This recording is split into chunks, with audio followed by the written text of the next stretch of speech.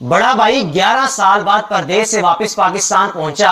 अब तक वो अपने भाइयों को मजबूत बना चुका था। परदेश में रहते हुए अपने भाइयों को इस काबिल कर चुका था कि मेरे भाई स्टैंड हो जाएं और अपना अपना कारोबार संभाल लें। और जब 11 साल बाद परदेसी भाई पाकिस्तान पहुंचा तो सगे भाइयों ने पहचानने से इनकार कर दिया। वो भाई जो डंकी लगाकर अपने माँ बाप, अपने बहन भाइयों के लिए परदेश गया कि मैं सबसे बड़ा हूं, कुर्बानी देता हूं, शायद मेरे भाइयों का मुस्तकबिल, मेरी बहनों का मुस्तकबिल संवर जाए। अगर एक चला जाएगा बाहर, हो सकता है पीछे 2, 3, 4 जितने भाई भी हैं उनका मुस्तकबिल संवर जाएगा। उनको जगह जगह ठोकरें नहीं खानी पड़ेंगी और ये कामयाब हो जाएंगे। जनाब, ये उम्र रसीदा शख्स जब 11 साल बाद वापस पाकिस्तान पहुंचा हुआ तो जो डंकी लगाकर चला गया, लेकिन वापस नहीं आ सका। माँ बाप फोत हो गए क्योंकि पास पेपर्स नहीं थे, पासपोर्ट नहीं था। 11 साल लगे पासपोर्ट हासिल करने में, जर्मन नेशनल होने में। है तो पाकिस्तानी लेकिन जर्मनी का भी पासपोर्ट होल्डर है। यानी 11 साल तक ये कोशिश करता रहा, टंकी लगा कर गया कि किसी तरीके से मैं लीगल हो जाऊं ताकि मेरा आना जाना आसान हो जाए। इसी दौरान माँ बाप दुनिया से चले गए। बदकिस्मती से माँ बाप को पाकिस्तान आकर दफना नहीं सका, माँ बाप के बेजान जिस्मों को कंधा नहीं दे सका, माँ बाप की मैयत को कंधा नहीं दे सका। अब जनाब 11 साल बाद बताया भाइयों को मैं पाकिस्तान आ रहा हूं, आप लोग एयरपोर्ट पे आ जाना। अब उसको क्या पता था कि इतने खून सफेद हो गए हैं, या भाइयों का जो टारगेट था, जो कोशिश थी कि बस ठीक है वो प्रदेश में बैठा हुआ पैसे बेचता रहता है, हम खामोशी से पैसे साइड पे करते करते अपना बना लेते हैं, बड़ा भाई जाए बाढ़ में। अब जनाब जब वो शख्स पाकिस्तान पहुंचा तो एयरपोर्ट पे पता कौन था? सिर्फ एक सगी बहन, इसके अलावा कोई रिश्तेदार इस शख्स को एयरपोर्ट पर रिसीव करने नहीं आया। अब जैसे इसने देखा, एक लम्हे के लिए परेशान हो गया कि अकेली बहन आई हुई है, बाकी भाई कहां पर है, बाकी बहनें कहां पर है, अजीज और अकारिब कहां पर है। मैं 11 साल बाद पाकिस्तान आया हूं, कोई तो आ जाता मेरा इस्तकबाल करने।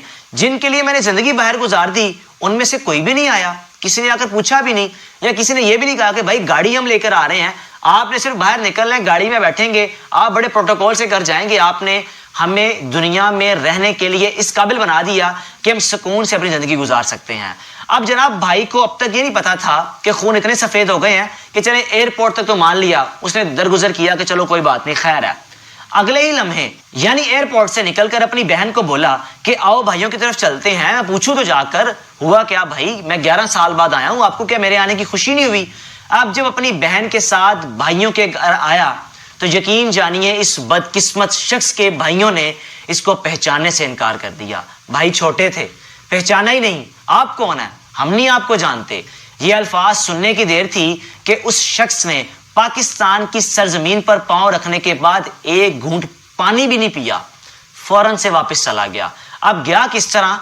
जैसे ही अपनी बहन के साथ उस घर में दाखिल हुआ, अपने भाइयों का रवैया देखा, अपने दोस्त को कॉल की कि फौरन से देखो अभी इस वक्त मैं लाहौर एयरपोर्ट पे हूं, मैंने जर्मनी वापस जाना है, मुझे वापसी की फ्लाइट चाहिए, मेरा पाकिस्तान आना जाना खत्म है क्योंकि मेरे सब खत्म हो चुके हैं।